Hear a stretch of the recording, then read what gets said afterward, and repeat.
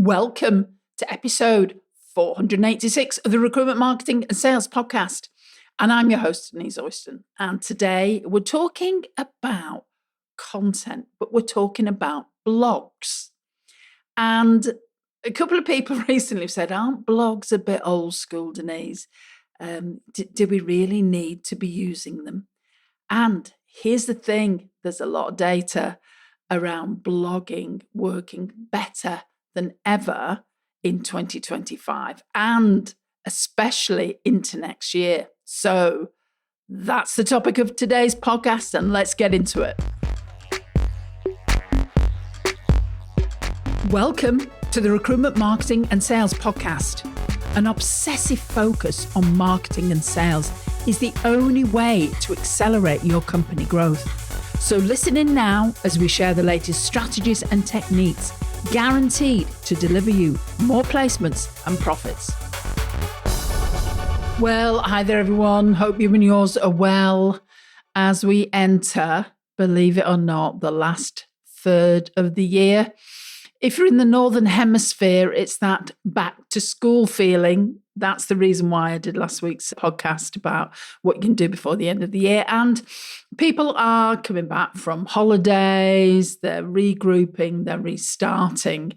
And they've got this list of things that maybe they want to do. And one of the reasons for this particular post and podcast is that we've had a few conversations recently with potential people that want to join Superfast Circle, asking about blogging and asking, is blogging really worth it anymore, Denise? Everyone's talking about TikTok, LinkedIn videos, Facebook Reels, AI chatbots. So why should I invest time in blogs? Or let's just say blogs, articles, longer form content on your website. So here's the thing.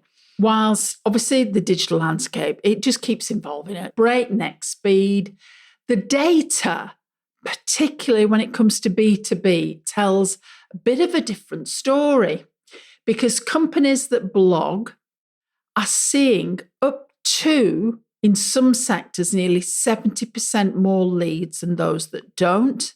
And here's something else.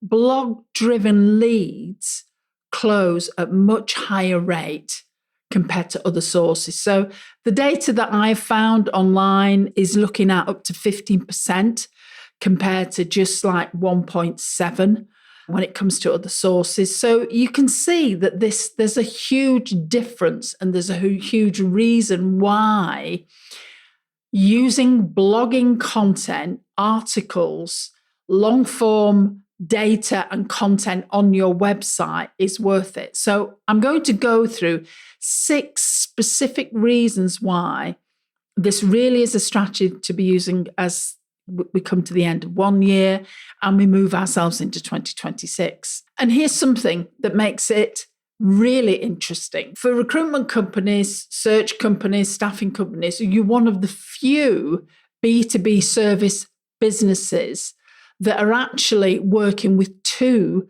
completely different audiences. You've got clients who need to hire and candidates who want to change careers and who need jobs. And that dual audience challenge actually isn't a problem.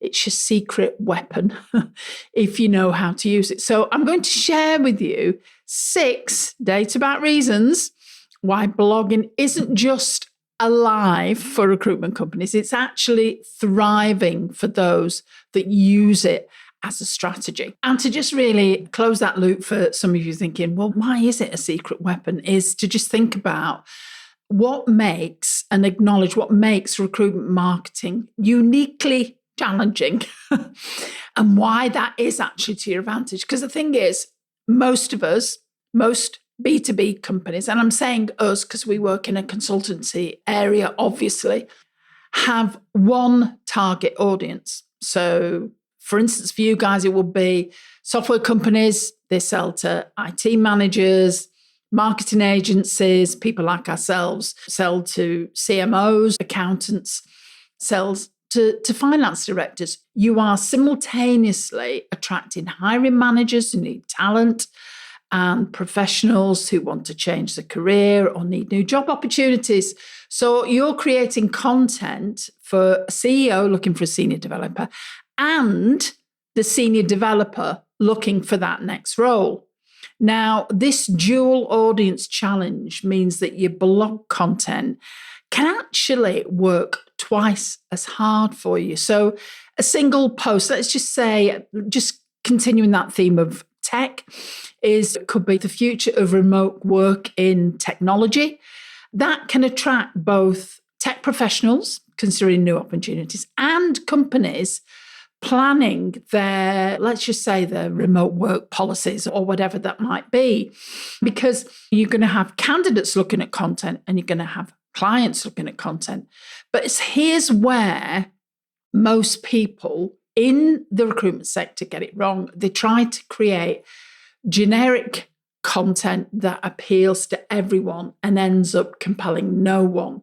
And that's why writing specific content for your sector in 2025 and moving into 2026 will attract both audiences more effectively than trying to do something that fits all. So let's just look at 6 of these reasons why blogging is still important. And let's start with the first one, and that is organic discovery, SEO, and actually getting your website, which is your shop window, to appear on Google. Now, we could do a deep dive into AI search, and in some sectors, people will go onto an AI tool and say, who are the best people for, let's just say, accountancy recruitment in Newcastle?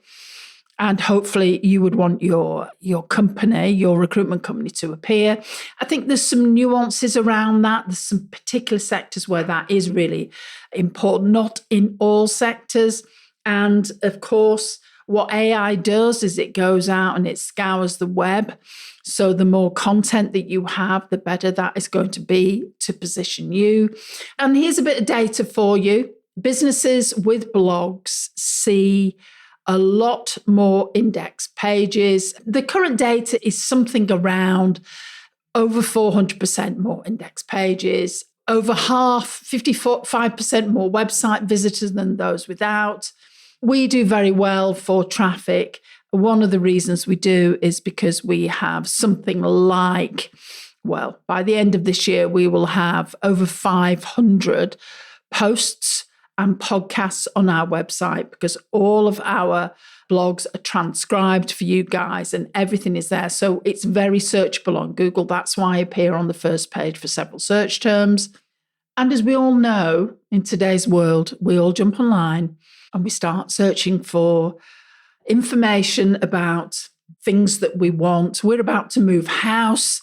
Got to have a little tiny bit of work done on the house that we're moving to. So we're looking for suppliers in that particular part of Cumbria that we can use. And so we're searching. And you imagine that if you have your blog posts that target people that are searching for specific things, what a difference this would make. So here's an idea, here's a practical takeaway for you. Audit your most successful placements from the last few months. What questions did the candidates and clients ask during this process? And then turn each of these questions into a detailed blog post. These are some of the things that we do for our Superfast Circle clients, which I've told you and mentioned several times, I know, over the last few years for you, but that's exactly what we do. We look at all the current trends, we look at what the challenges are that people are having in the market, and we create content around that. So for instance, it could be, how long does executive recruitment typically take? That could become a 1,500 word blog post that really could reach out and help your market. And what I'm going to do next week, I'm going to tell you different ways that you can leverage those blog posts as well. So imagine how that can work for you, having content being found, that people, when they get onto your website and they can see all this content, which leads me into number 2. And this is that dual audience content that really is going to multiply your reach. So We know that 76% of B2B marketeers generate leads through content. And the great thing for recruitment companies, search pros, staffing agency, you have that unique advantage because you have got two sources of leads coming into your business. You have your clients and you have your candidates. So let's think about traditional B2B content marketing, still using the tech space as an example. Cybersecurity company creates content, let's just say for chief scientific officers, IT directors. That's their addressable audience through content, those people that are making buying decisions. Now, for instance, you could post something titled, I don't know, let's just say salary trends for data scientists in 2025. And this will simultaneously attract data scientists evaluating their market and values. And remember, it's going to also attract companies budgeting for data science hires. One piece of content, two lead generation opportunities. Now, I'm sure listening to what I've just said, you've worked out there's a huge strategic advantage here because this is dual purpose creation, means your content marketing ROI is going to be higher than like a single audience-based business because you're not just creating content for companies or candidates, you're actually creating it for an ecosystem where both sides of your market actually finds value. Now, let's look at reason 3. And I'm going to use that word thought leadership. And really, this is like brand awareness.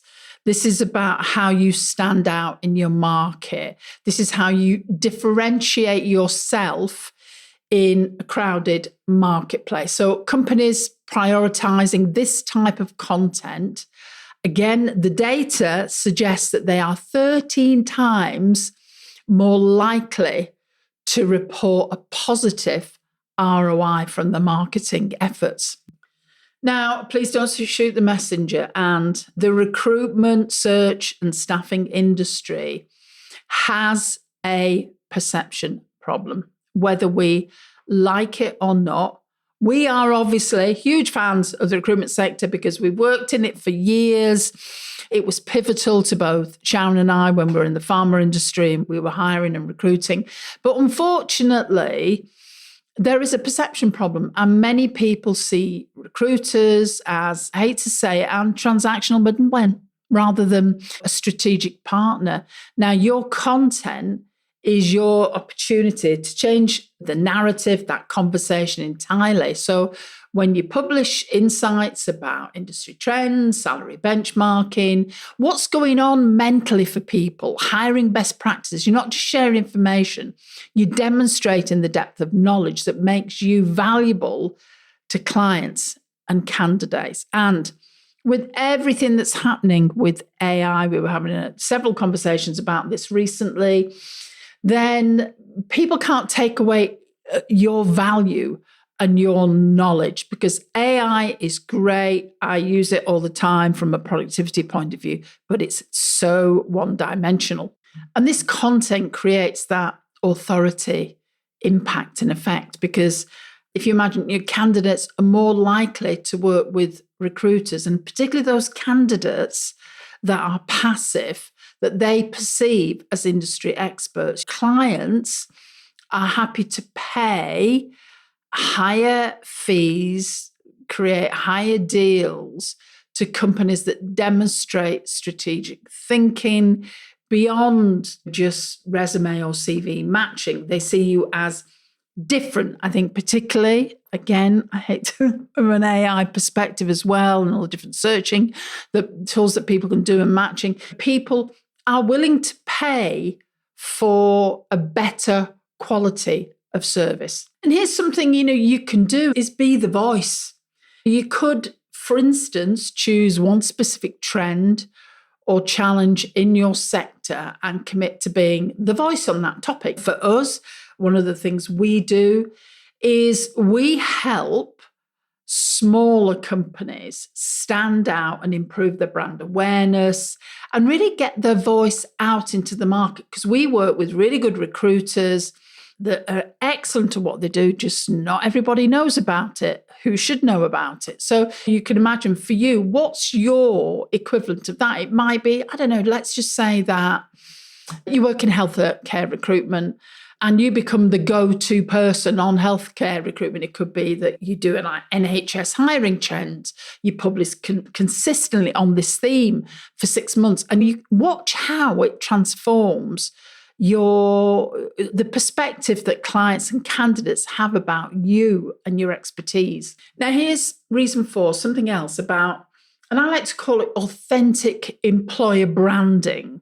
And that is your employer brand as the go-to recruitment company attracts quality talent. And as everybody knows in the current market, if you have access to the best candidates in the market, you will not have trouble getting clients.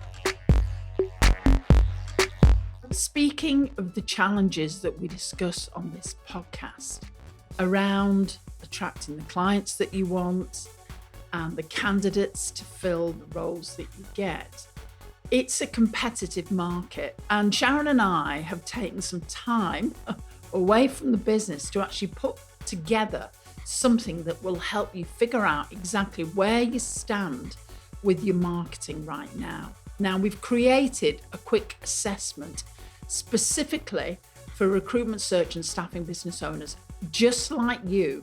And it's designed to help you identify whether you're effectively attracting both clients and candidates with your current marketing approach, or if there are some gaps that you need to address. Now, this quiz will just take a few minutes and it'll give you a picture of where your marketing is working and where it might be falling short. Because to be honest, in a market where 87% of companies are struggling with skills gaps and candidates are ghosting left, right and centre, your marketing really does need to be spot on. And when you've taken this assessment, we will email you your personalised PDF. So it's personalised to you and it's related to the scores that you achieve and where you fit in a ranking. And what we know works when people are low on one score or high on another. And I think you'll find that incredibly useful too. So if you want to know and find out about your marketing, how it stacks up, then go to superfastrecruitment.co.uk/scorecard, and that will take you to a page, put your name and email address in there, and then you'll go straight into the quiz. And again, it only takes a few minutes. Trust me, it's worth the time, especially if you feel like you're not achieving the results that you want currently with the market the way that it is, and you really want to assess where you are so you can make some changes. So let's get back to that podcast. So think about it. This year, and I would say this has been building over the last couple of years, that candidates are sophisticated. They research recruitment companies before they engage with them, just like they research potential employers. And just think about your own behaviour, how you probably do things. I've just mentioned we're looking at different builders, and I've been Googling a few people, and some people, gosh, God bless them, their websites are shocking. They may well be very good at what they're doing, but they're not putting themselves out there. Whereas, somebody else, I went onto their website and they got a blog and they got lots of images of all the different types of work that they'd done. Who do you think I'm going to pick the phone up and reach out to? Exactly. Your content is an opportunity to show people who you really are, what you do and what you know. This isn't about corporate speak or stock photographs. It's about sharing real stories, the placement that took longer than normal but resulted in a perfect match, the candidate who faced redundancy or was laid off and how you helped them pivot their careers, the client whose growth story you supported through working with them on their strategic hiring. The trust factor, authentic content builds trust faster than the initial sales conversations that you have. So when candidates read about your approach, when clients read about it, your values, your success stories, they're pre-sold on working with you before they ever make contact, who hasn't bought a new car, they've gone online, they've gone to wherever, and they've decided exactly what they want. They go into a garage or whatever on the forecourt and they say, oh God, this is what I want. This is what I've seen that you've got. How much is it going to cost me? And it's similar to that because you are branding yourself ahead of time. This is doing a lot of, I hate this term, heavy lifting, but it is doing the heavy lifting for you ahead of time. And remember, when it comes to blogs, we have case studies on our website. We have lots of testimonials, and you will notice that we convert all of our case studies and testimonials into a story. And if you're on our email list, we've started to share some of these stories so you guys can actually get some real perspective of, would this work for me? We've shared so far, we've shared Anna's story, we've shared James's story, I think we've shared Steve's story. So we've shared how this can work, and you can do exactly the same with your blog content on your website. So let's look at reason 5 and educational content. Value brings awareness and it also builds long-term relationships. So we've already talked about blog-driven leads. They create much more closing opportunities than those from other sources because educational content, now this is really important, qualifies and nurtures prospects ahead of time. So it saves you doing a lot of work. Your blog isn't just about immediate conversion. It's about building relationships with people who might be ready to engage, but not necessarily today, but when they are ready to engage, they will remember you. We had a call with somebody, well, actually it's Sharon that had a call with somebody a couple of weeks ago that has been on our list for years. And they reached out and they said, I'll never forget that blog that you wrote. I found it really helped me. And I'm now in a position where I actually want to do some marketing and I think you guys could help. Now, that was a blog that I think it was a podcast that I'd recorded probably about 3 years ago now. And of course, we do a lot of evergreen content to help you guys. So they'd listened to that, they'd read the transcription, and now they were ready. So you can see how that educational content not only does all the positioning, but it's also adding value and helping people. And what do we like? Remember Cialdini's principles of influence, that if somebody helps us, reciprocity, we come back to them and think they are the people that we need to work with eventually. Imagine the candidate reading your interview prep guide. They might not be job hunting now, but when they are, they're going to think of you first. And the hiring manager might just learn from how to build a high-performing team or a diverse team series of content that you've written. They're going to remember your insights when they've got the next hiring need. Educational content, it is a long game, creates a warm audience of people. Trust your expertise and appreciate the value that you provide. Now, these relationships will always convert at a much higher rate when the timing is right. Just remember that, because the great thing about content and writing blogs is they hang around on your site forever. We have a blog, and I've got a couple of clients. I'm not going to share the clients, but just to give you an example, on our website, we have a blog that I wrote 12 years ago, and it still gets traffic to this day. In fact, it gets hundreds of visits every single month because it's on a really important topic, and it's very evergreen, and it's something people search on all the time. And lastly, the thing about blog content is if you have tracking tools on your website, could be Google Analytics, whatever it is, other methodologies, you can do something called UTM tracking, then you can look at how does this actually work for me. So like we know, I mentioned this particular blog of ours, we know the traffic that we get from there, and we know, just particularly because of the way that we've been able to set this particular blog up, we know which people come in through that portal on the website. Companies, we've already shared this data, up to 70% more leads with those blogging. And the maths is clear, or math if you're in the US.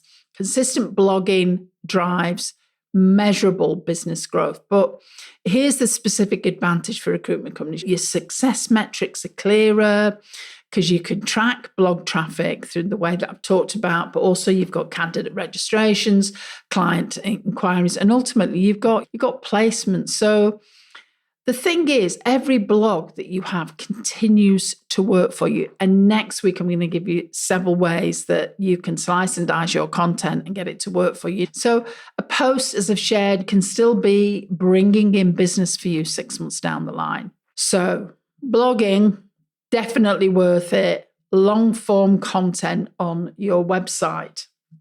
And here's the thing, everyone talks about snackable content. They do, and people love snackable content. I love a quick post on social and I can read it and it just sparks my interest. But then when I'm making a purchasing decision, I go looking for that individual and I go looking on the website to look, or the YouTube channel, to look at a longer video, to look at a longer blog that they've written, to look at more content, to download a PDF report, because that is what is important. And what's great about blogs is that there is so much content that you can share in the recruitment sector. You remember that dual purpose for both candidates and clients that's going to work for everyone. So this is Denise saying bye for now, and I'll see you next time. If you enjoy this podcast and this year you are ready to take your marketing to the next level, then check out Superfast Circle. This is a unique marketing program designed specifically for recruiters and their marketeers. You get access to 2 virtual marketing directors, you get consultancy, you get your hand held through the whole process, training, consulting, and we provide content resources. So go over to superfastrecruitment.co.uk/join and check out what's available.